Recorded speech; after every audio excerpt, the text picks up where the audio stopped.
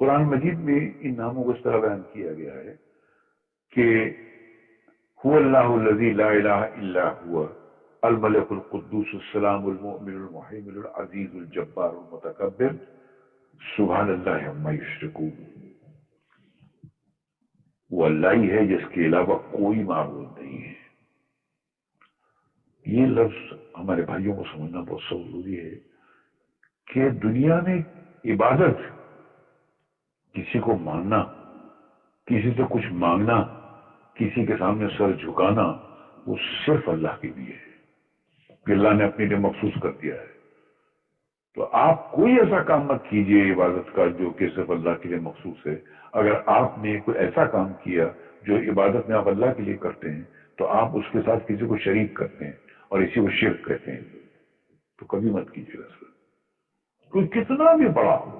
یہ صفت اللہ نے اپنے لیے خاص کر رکھی ہے. اللہ کے سوا کوئی کسی سے کچھ مانگ ہی نہیں سکتا ہے، کسی کی عبادت کر ہی نہیں سکتا ہے. یہ آپ کو پہلی بار جو کلمہ میں پڑھایا گیا اس میں بھی کہ لا الہ الا اللہ محمد رسول اللہ، کہ دنیا میں اس پورے آپ کی زندگی میں کوئی عبادت کے لائق ہے ہی نہیں. کوئی بادشاہ ہو، کوئی بھی کیسا بھی ہو، پیغمبر ہو، رسول ہو، کچھ بھی ہو، وہ عبادت کے لائق ہے ہی نہیں، صرف اللہ. یہ مخصوص ہے اللہ کے لیے. اور اگر کسی نے بھول سے کسی سے مانگ لیا، کسی کی طرف بارگاہ میں جا کر کچھ مانگ لیا، تو اس نے اس کام میں عبادت کے ڈپارٹمنٹ میں اس کو اللہ کا شریک کر دیا سر. تو پھر اللہ نہیں بخشے گا سر. ارے اللہ تو کیا اس کے فرشتے نہیں بخشیں گے، وہ پورے جلال میں آ جاتے ہیں. تو اس لیے انسان اپنے آپ کو تباہی سے اگر بچانا چاہتا ہے تو کبھی بھی وہ اللہ کی عبادت میں کسی کو شامل نہ کرے. یہ صاف طور پہ بچ کے رہنے کا طریقہ ہے. یار اللہ تعالیٰ بے نیاز ہے، اس کو کوئی پرواہ نہیں. پوری زندگی کوئی یعنی کس لیول کی زندگی گزارتا ہے، آخری وقت میں اللہ تعالیٰ ایمان کی دولت دے دیتا ہے. اور بعض اوقات بندے پوری زندگی لوگوں کو دھوکہ دیتے ہوئے دین کی زندگی گزارتے ہیں اور مارے جاتے ہیں، حالانکہ وہ دیندار نہیں ہوتے، وہ دنیا دار لوگ ہوتے ہیں. ایک آسٹریلین نیو مسلم بتاتا ہے کہ میں، بڑی لمبی سٹوری ہے اس کی، وہ کہتا ہے میری زندگی میں 2-3 ایسے واقعات اوپر تلے ہوئے جس سے مجھے یقین ہوا کہ زندگی موت کا مالک اللہ ہے. وہ کرسچن تھا تو بعد میں مسلمان ہوا. وہ کہتا ہے جی ایک میری زندگی میں واقعہ یہ ہوا کہ میں یعنی ڈرائیونگ کر رہا تھا، فل سپیڈ پہ جا رہا تھا، ٹین ایج، اور کہتا ہے سامنے سے ایک ٹرک آ رہا ہے اچانک. تو کہتا ہے میں نے آنکھیں بند کر دی کہ بس اب تو آخری وقت. کہتا ہے ٹرک گزر گیا، مجھے کچھ بھی نہیں ہوا. کہتا ہے مجھے نہیں پتا یہ کیسے ہوا، نہ میں نے اسٹیئرنگ موڑا نہ کچھ ہوا.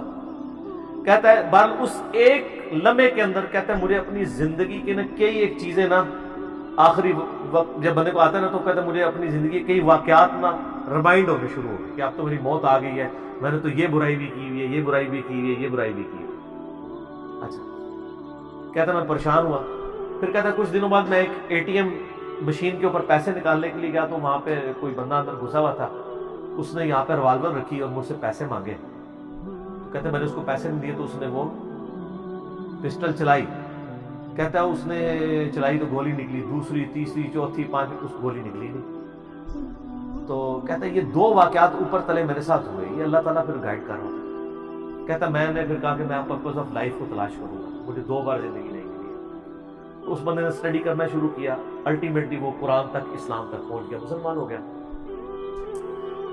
پھر اس نے مسلمانوں سے بھی بڑا گلہ کیا کہ یہ آپ کا کام تھا ہمیں پرپز آف لائف بتاتے، زندگی کا مقصد کیا. تو وہ کہتا ہے کہ میری ایک نانی تھی نا، ان کی عمر 80+ تھی. تو وہ کہتا ہے وہ گاؤں میں رہتی تھی. تو کہتے ہیں وہ مجھ سے بڑا پیار کرتی. تو وہ کہتا ہے کہ میں نا یعنی مسلمان ہوا تو میری پہلی خواہش یہ ہوئی کہ میں کسی طریقے سے اسے مسلمان کروں. وہ تو مرنے کے قریب ہے، کلمہ پڑھ ٹھیک ہے. کہتا ہے میں اپنے گاؤں گیا تو میں نے اپنی نانی سے پوچھا کہ آپ مجھ سے کتنی محبت کرتی ہیں. اس نے کہا بیٹا میں تیرے لیے جان بھی دے سکتی تھی. اس نے کہا میں جان نہیں مانگ رہا، آپ صرف ایک دفعہ شہادت کہ اللہ کو ایک مانو، जीसस क्राइस्ट भी पैगंबर है, वो भी अल्लाह के बेटे नहीं थे, और जीसस क्राइस्ट ने हमें खबर दी है कि आखिरी नबी आएंगे मोहम्मद रसूलुल्लाह सल्लल्लाहु अलैहि वसल्लम। तो ये मेरी ख्वाहिशात थी। तो वो नानी कहती है कि मैं मजबूर हूँ तेरे साथ, मुझे प्यार ही इतना, चल तू कहता है तो कलमा पढ़ के उसे हो जाता। हाय हाय, एक हफ्ते बाद वो फौत हो गई। ये जनाब तकदीर के फैसले हैं।